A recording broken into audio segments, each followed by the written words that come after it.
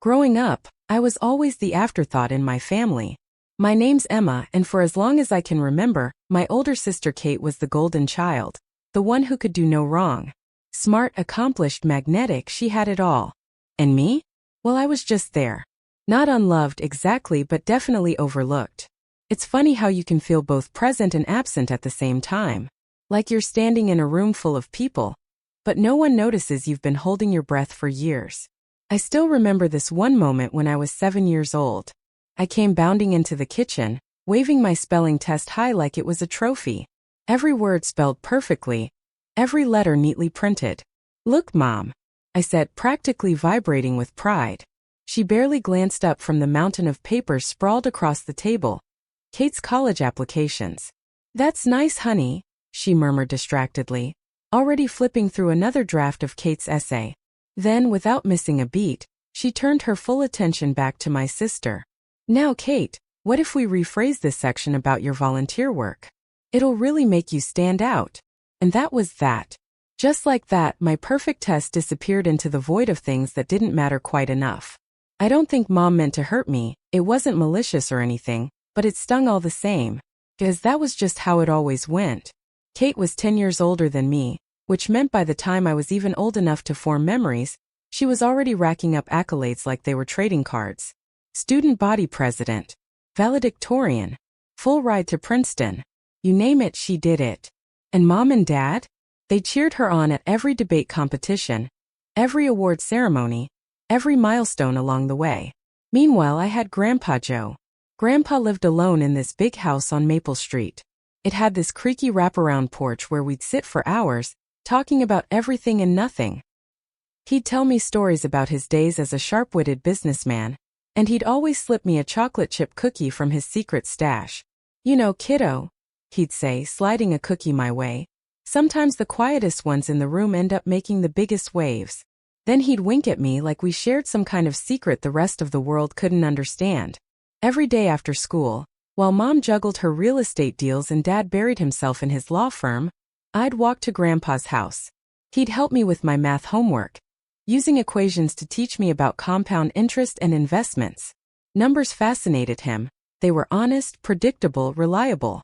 "Numbers never lie, Emma," he'd say, his eyes sparkling with pride. Pride that I rarely saw from anyone else in my family. At home, though, the air felt suffocating. Every conversation revolved around Kate's latest triumph. "Did you hear? Kate's already a junior partner at 28. Mom would gush. Dad would nod approvingly, adding, "She's always been destined for great things." Meanwhile, I'd sit quietly at the dinner table, pushing peas around my plate, trying to fade into the wallpaper. Despite everything, I worked hard. Straight A's, every business club imaginable. I poured myself into school, chasing a dream that no one else seemed to believe in, except Grandpa.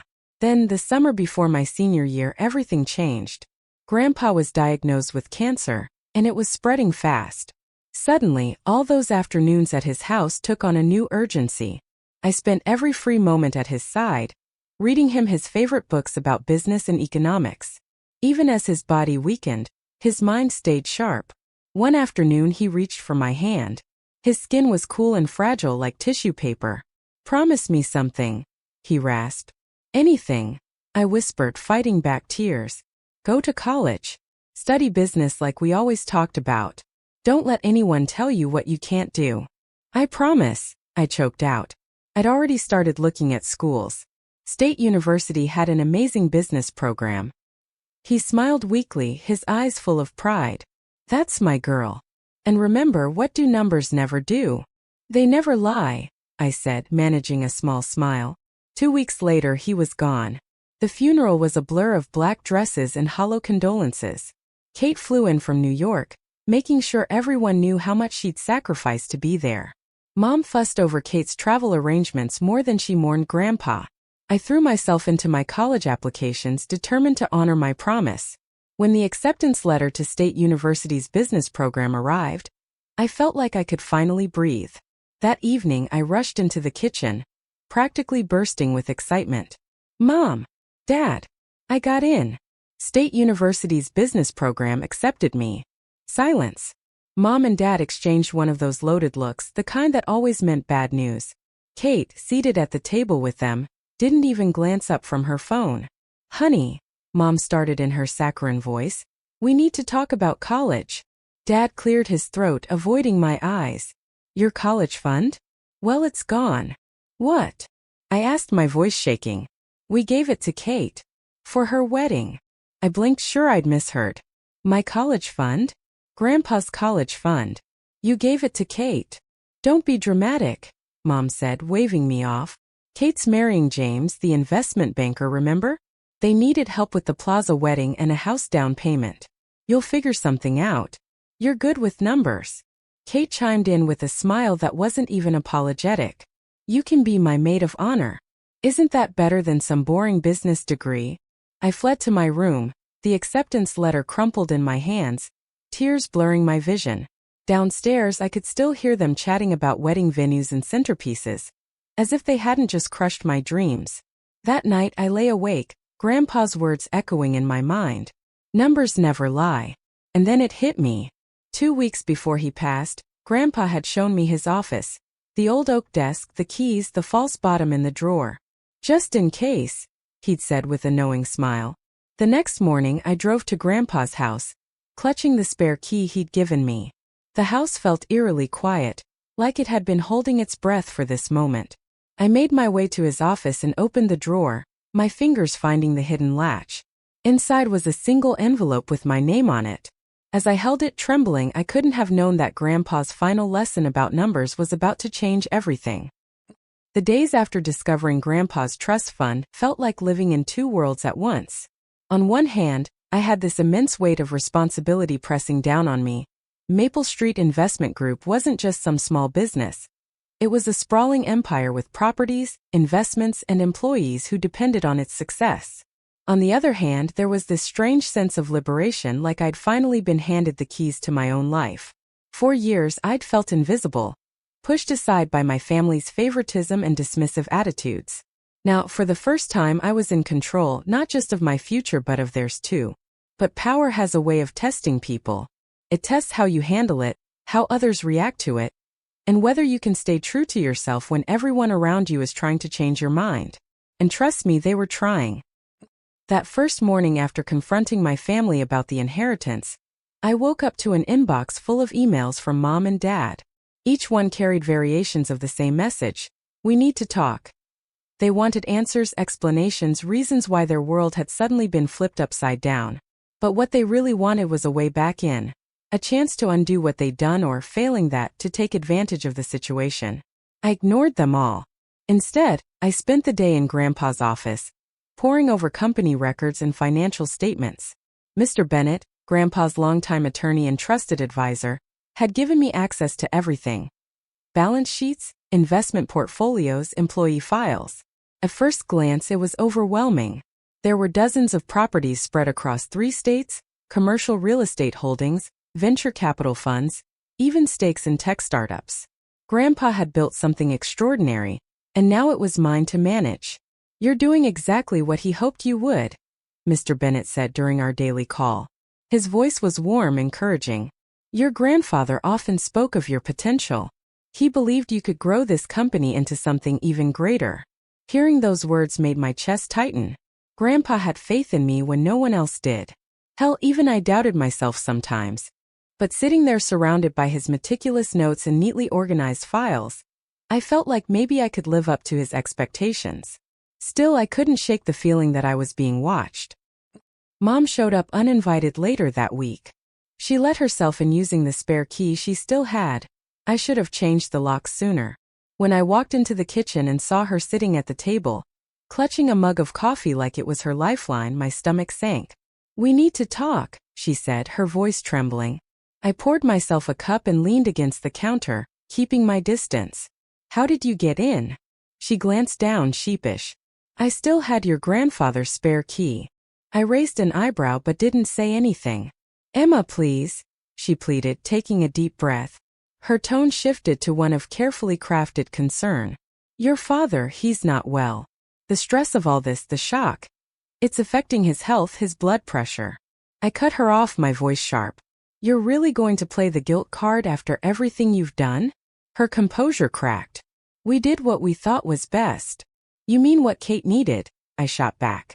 Yes, she snapped, standing abruptly. Kate's wedding, her house. These are important family milestones. And my education wasn't. Of course it mattered. She faltered, searching for the words. But Kate needed. Kate needed, I repeated bitterly. Kate always needed. And Kate always got. Well, guess what? I walked to the office and returned with the letter Grandpa had left me. I thrust it into her hands. Read it. Read how he watched you favor Kate all these years. Read how he made sure I finally get a chance at my own dreams. Her hands trembled as she read the letter. With each line, the color drained from her face. When she looked up, tears welled in her eyes. Emma, we never meant. Get out, I said quietly but firmly. And leave the key. Her hand lingered on the table as she set the key down. We're still your family. Family. I gestured to the door. Family doesn't steal from each other. Family doesn't dismiss dreams. Family doesn't play favorites for decades and then cry foul when the tables turn. After she left, I called a locksmith to change all the locks. Then I called Mr. Bennett. Can they challenge the will? I asked. Your grandfather was thorough, he assured me. The trust is ironclad. It was established and transferred while he was alive. They have no legal recourse. Things escalated quickly after that. Dad started sending me elaborate business proposals. Overly ambitious development projects wrapped in flowery language about restoring family unity through shared ventures. Kate sent me an email claiming she'd enrolled in business school and wanted to learn the ropes at Maple Street Investment Group. I know I messed up with the college fund thing, she wrote. I was jealous and insecure, but we're sisters. Doesn't that count for something? I stared at the screen, her words stirring a mix of skepticism and painful memories. I thought about all the years of favoritism, the betrayals, the times she'd laughed off my achievements while basking in her own spotlight. Then I remembered something Grandpa had told me shortly before he died. The hardest part of business isn't making money. It's knowing who to trust with it. I wrote back a single sentence. Send me your business school acceptance letter. 3 days later, Mr. Bennett called me, sounding troubled. Your sister just tried to schedule a meeting with me, he said. She wanted to discuss restructuring the company leadership. Claimed you'd agreed to make her co-CEO. A cold anger settled in my chest.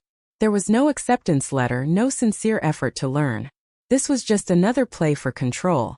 I called an emergency board meeting that afternoon. As the majority shareholder, I had the authority to implement changes. Effective immediately, I announced. No immediate family members may be hired without unanimous board approval and verified qualifications. The policy passed without hesitation. That evening, my phone buzzed with a series of increasingly volatile texts from Kate. How dare you block me from my family's company? You're nothing but a spoiled brat who got lucky. Mom and Dad are heartbroken. Is that what you wanted? I was debating whether to respond when my home security system alerted me to movement on the porch. The camera showed Mom, Dad, and Kate standing there. Their expressions a mix of determination and frustration. Emma, open up. Dad called out. We need to talk about the company. I pressed the intercom button, my voice steady. There's nothing to talk about. The company isn't family property. It's a professional business. We're your family. Mom cried. You owe us. I owe you nothing, I interrupted. Kate tried to lie her way into a role she isn't qualified for. Dad wants to use the company to fund his pet projects, and you're enabling all of it. You can't hide behind Grandpa's money forever. Kate spat. I watched them drive away, then called Mr. Bennett. I need to know if there's any other way they could interfere with the company, I said. I'm already on it, he assured me. Our legal team is drafting a comprehensive protection plan. But Emma, there's something else you should know. What is it? Your grandfather left one more provision in the trust. It won't activate until your next birthday. I froze. What kind of provision? I'm not at liberty to say just yet, he replied, his tone measured. But I can tell you this. It's something significant. And just like that, I realized this battle wasn't over. The family drama had only just begun. My 25th birthday dawned on a crisp autumn morning. The kind of day Grandpa would have loved. But I couldn't enjoy it. Not with Mr. Bennet's promise call looming over me. Grandpa's final surprise had been a cryptic weight on my shoulders for months. When the call came, his words stopped me cold. "Emma, your grandfather left a video for you." He was very clear. It wasn't to be shown until this exact day. An hour later, I sat in Mr. Bennet's office, the air thick with anticipation. When Grandpa's face flickered onto the screen, my chest tightened. He looked frail, older than I'd ever seen him, but his eyes still held that mischievous twinkle, the one that always said he was 5 steps ahead of everyone else. "Happy birthday, kiddo," he began, his voice raspier but warm. "If you're watching this, you've learned about the company and the trust. You've taken on responsibilities I knew you could handle. But there's one more lesson we need to cover about numbers." He held up a thick folder. "Your parents think they know everything about their inheritance. What they don't know is that their portion came with conditions that activate today." My breath hitched as he continued. "Their inheritance has been held in trust until now. If they've proven themselves responsible, supportive, and considerate, particularly to you, it becomes theirs, no strings attached. But if they've shown themselves to be selfish, manipulative, or unworthy..." His smile faded, replaced by a look of quiet resignation. "Well, numbers never lie." The video paused. Mr. Bennet leaned forward. "Emma, based on the documented events over the past months, the theft of your college fund, attempts to interfere with the company, harassment, they've violated every condition your grandfather set." I blinked, struggling to process. "What does that mean?" "It means their inheritance reverts to you. Effective immediately, you have complete control over all their assets, properties, investments, everything that was tied to their portion of the trust." "Everything?" I whispered. Mr. Bennet nodded. "Your grandfather was meticulous. He anticipated every possible scenario. Their actions left no room for debate." The weight of his words sank in, and just as it did, my phone buzzed. A text from Mom lit up the screen. "Happy birthday, sweetie. We're having a family dinner tonight to celebrate. Time to put all this unpleasantness behind us." I looked up at Mr. Bennet, incredulous. "They don't know yet, do they?" "No," he said. "But they'll be receiving official notification this afternoon." The drive home was surreal. Memories of their dismissals, the favoritism, the betrayals played in my mind. And now the tables had turned. I controlled everything. The text started within hours. "Mom. Princess, this must be a mistake. Call us immediately. Dad. We need to discuss this rationally. Kate. You can't do this to us. That money was supposed to be ours." I ignored them all, instead poring over Grandpa's meticulous notes in his old office. Page after page laid out every condition, every safeguard. It was all there. Every way they might try to manipulate or control me, accounted for with his signature precision. Then the doorbell rang. The security camera showed them, Mom, Dad, and Kate, standing on my porch, their faces pale and frantic. "Emma, please," Mom cried, tears streaming down her face. "We'll lose everything." I pressed the intercom button, my voice cold and steady. "Like I lost my college fund? Like I lost years of support and recognition? Like I lost a normal family relationship because of your choices?" "We can fix this," Dad said, slipping into his practiced lawyerly tone. "We'll make it right." "It's too late," I replied. "Grandpa knew exactly who you were. He gave you every chance to prove him wrong and you failed. Numbers never lie, remember?" Kate shoved forward, her face twisted with rage. "You spoiled, entitled brat. You think you can just take everything from us." I let out a bitter laugh. "No, Kate, you did this to yourselves. Every lie, every manipulation, every time you treated me like I was nothing, it's all documented. Grandpa just made sure there were consequences."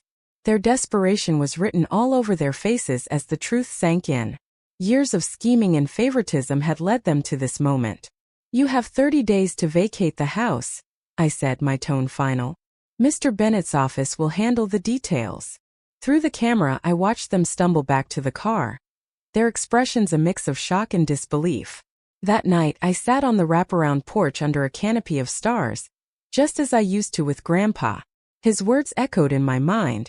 Sometimes the quietest ones in the room end up making the biggest waves.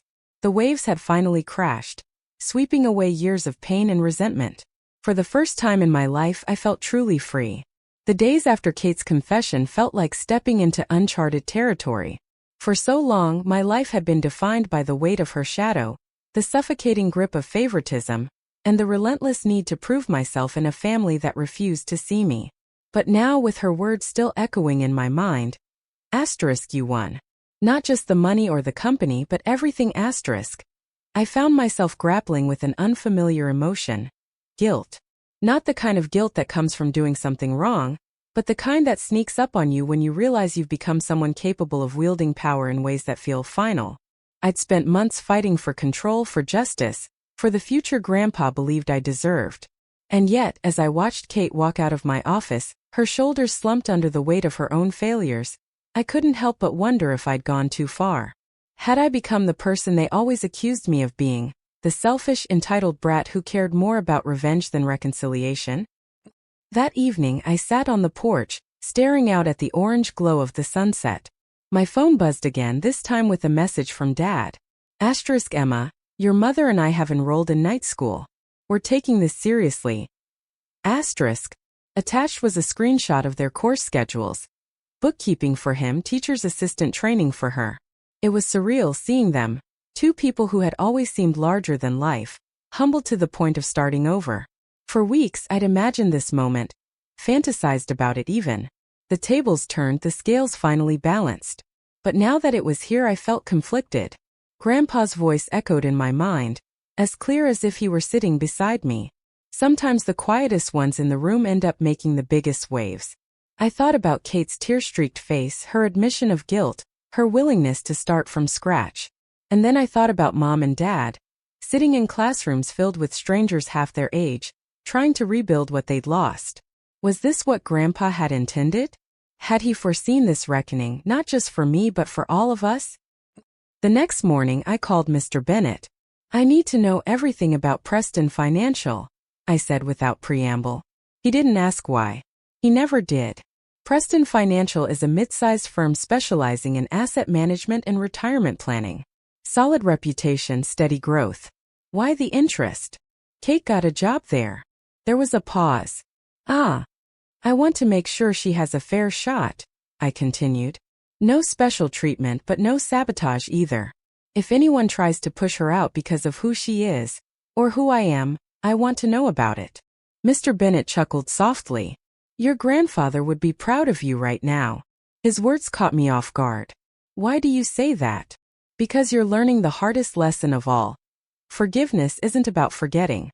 It's about choosing to move forward in a way that honors both the past and the future. I ended the call feeling unsettled but resolved.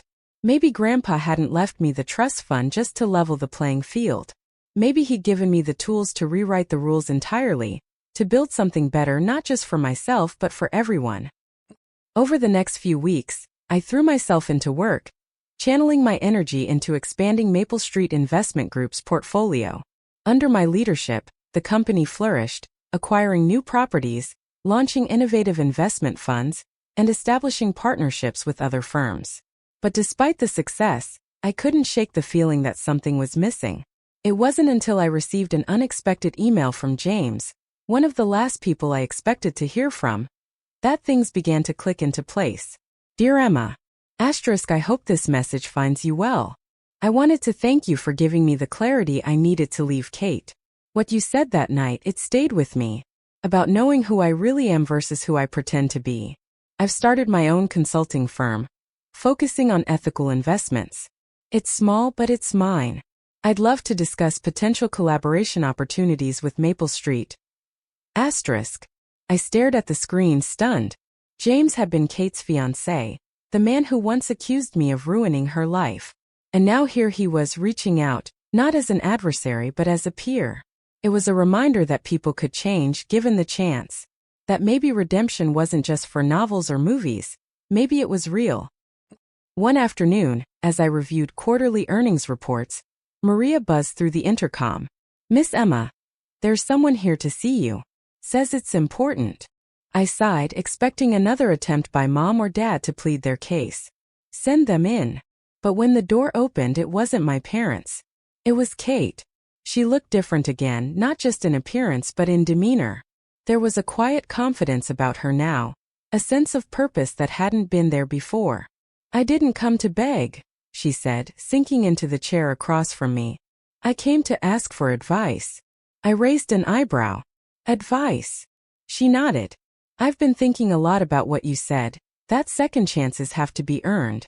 Well, I'm earning mine. Slowly. Painfully. But I'm doing it. And I want to do more. At Preston Financial, I've been working on a project. A program to help underserved communities access financial literacy resources. Small scale right now, but I think it could grow. If you're willing to listen. I leaned back in my chair, studying her. This wasn't the Kate I knew, the manipulative, entitled sister who had spent years tearing me down. This was someone else entirely. Why are you telling me this? I asked. Because I owe you, she admitted. Not just for exposing the truth, but for showing me what it means to truly earn something. And because... She hesitated, her voice softening. Because deep down I still want to be your sister. Not the fake version we've been playing for years, but the real one. If you'll let me. Her words hung in the air, heavy with meaning. Later that night I sat on the porch staring up at the stars. Grandpa's lessons kept circling back to me about numbers, about waves, about second chances. Maybe forgiveness wasn't about erasing the past. Maybe it was about building a bridge to the future. I picked up my phone and typed out a text to Kate. Asterisk, let's meet tomorrow. Bring your proposal. We'll talk. Asterisk. Her reply came almost instantly. Asterisk, thank you, Emma. For everything. Asterisk. The meeting with Kate went better than I expected. Her proposal was solid. Well-researched, thoughtful, and grounded in genuine passion. By the end of it, I found myself nodding along, impressed despite myself. This could work, I said. With some adjustments, of course. And oversight. She smiled, a flicker of the old Kate shining through. Of course. Oversight sounds great. As we shook hands, sealing the deal, I felt a strange sense of peace settle over me. This wasn't just about business, it was about healing. About finding a way to move forward together, scars and all. A few weeks later, I received a package in the mail. Inside was a framed photograph of Grandpa and me, taken on the porch during one of our many afternoons together. On the back, written in his familiar handwriting, was a note. Asterisk, kiddo, sometimes the quietest ones in the room end up making the biggest waves. Remember that. Love, Grandpa Joe. Asterisk. I set the frame on my desk, smiling despite the lump in my throat. Numbers never lie, Grandpa. But sometimes they lead you exactly where you're meant to go. 3 months had passed since my birthday revelation, and the fallout from Grandpa's final provision had settled like dust after a storm. The family house was sold, its ornate furniture and polished floors replaced by sterile walls in a modest apartment on the other side of town. Kate, Mom and Dad lived there now, their lives stripped bare of the privileges they'd taken for granted. It wasn't just about losing money, it was about losing control, status, and the illusion that they could bend reality to fit their desires. For me, though, life felt lighter. Not perfect, but freer. Maple Street Investment Group was thriving under my leadership, expanding into new markets and launching innovative projects. My days were filled with strategy meetings, financial reports, and late-night brainstorming sessions.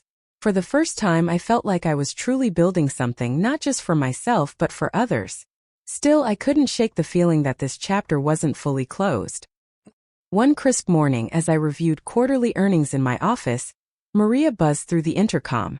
Miss Emma, there's someone here to see you. Says she's your sister. I hesitated before answering. Send her in. When Kate walked in, she looked different. Gone were the designer outfits and polished perfection, replaced by simple department store clothes and practical, unpolished nails. She looked real. I got a job, she began, skipping pleasantries or excuses. Junior administrative assistant at Preston Financial. Minimum wage. Entry level. I leaned back in my chair, waiting for her to continue. It's the first job I've ever gotten on my own merit, she said with a wry smile. No family connections, no favors. Just me, my resume, and, well, not as many skills as I thought I had. There was a pause. Why are you telling me this? I asked. She exhaled sharply, pulling a worn envelope from her bag. Because you were right. About everything. About me peaking in high school. About me never earning anything for myself. Her voice faltered. I found my old diaries while we were moving. Pages and pages of me plotting how to keep you down. How to make sure you never overshadowed me. God, I was awful. Tears welled in her eyes, but she didn't wipe them away. Mom and Dad enabled it, she continued, her voice trembling. But I was the one who suggested taking your college fund. I was the one who always made sure they focused on my achievements instead of yours. I was so afraid of you outshining me that I became this person I don't even recognize anymore. I studied her face, searching for any sign of manipulation. But there was only raw honesty. I'm not here to ask for money or a job or even forgiveness, she said, her voice steady despite the tears. I just needed to tell you that you won. Not just the money or the company, but everything. You became someone who I was busy trying to stop you from becoming anyone at all. She turned to leave, but I stopped her. Kate. She paused, glancing back over her shoulder. Grandpa used to say something about waves and quiet people, I said. But he also said something else about second chances being earned, not given. She nodded slowly, understanding what I meant. I guess I should start with earning my own way then. That's probably a good place to start, I agreed. But Kate?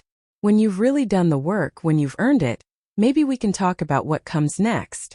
She managed a small, grateful smile before walking out. After she left, I leaned back in Grandpa's old chair, the weight of the moment settling over me. My phone buzzed and I glanced down to see a text from Mom. * Your father and I are selling our remaining assets to pay for night school. He's learning bookkeeping, and I'm studying to be a teacher's assistant. We should have supported your education when we had the chance. We're sorry, not for losing the money but for losing you. * I set the phone down, letting their words sink in. Grandpa had always said numbers never lied. But sometimes they revealed truths that people couldn't see until it was too late. That evening, as the sun dipped below the horizon, I walked through Grandpa's house, my house now. Memories of afternoons spent here with him filled my mind. On my desk, the latest quarterly report showed Maple Street Investment Group thriving under my leadership. I picked up my phone and typed out a reply. Dear Mom and Dad, * I hear Preston Financial has some good entry-level positions. Let me know if you need help updating your resumes. *. A few weeks later, I received an unexpected package in the mail. Inside was a framed photograph of Grandpa and me, taken on the porch during one of our many afternoons together. On the back, written in his familiar handwriting, was a note. Kiddo, sometimes the quietest ones in the room end up making the biggest waves. Remember that. I set the frame on my desk, smiling despite the lump in my throat. Numbers never lie, Grandpa. But sometimes they lead you exactly where you're meant to go. As the months passed, I watched my family navigate their new lives with surprising resilience. Mom started volunteering at a local elementary school, her teacher's assistant training giving her a renewed sense of purpose. Dad took pride in balancing ledgers, his meticulous nature finally finding an outlet. And Kate? She worked tirelessly at Preston Financial, earning promotions and respect, not because of her name but because of her effort. We weren't close, not yet. But there were moments, small gestures, shared smiles, that hinted at the possibility of healing. One evening, as I sat on the wraparound porch under a canopy of stars, I realized something. Grandpa hadn't just left me a company or a fortune. He'd left me a legacy. A lesson about fairness, forgiveness, and the power of quiet determination. The waves had crashed, sweeping away years of pain and resentment. But now, as I looked toward the future, I saw calm waters ahead. And for the first time in my life, I felt ready to sail them. The months that followed felt like the first breath of fresh air after a long storm. Life wasn't perfect, far from it, but there was a sense of balance I'd never known before. For so long, my existence had been defined by the weight of other people's expectations, the suffocating grip of favoritism, and the relentless need to prove myself in a family that refused to see me. Now, though things were different, Maple Street Investment Group thrived under my leadership, expanding into new markets, launching innovative projects, and forging partnerships with firms that shared our vision for ethical investing. But more than the success of the company, it was the personal victories that meant the most. Watching Kate work tirelessly at Preston Financial, seeing Mom find joy in volunteering, and Dad take pride in balancing ledgers. It was as if we were all learning how to start over, one step at a time. Still, the scars remained. Trust takes years to build and seconds to break. And while forgiveness was possible, forgetting wasn't.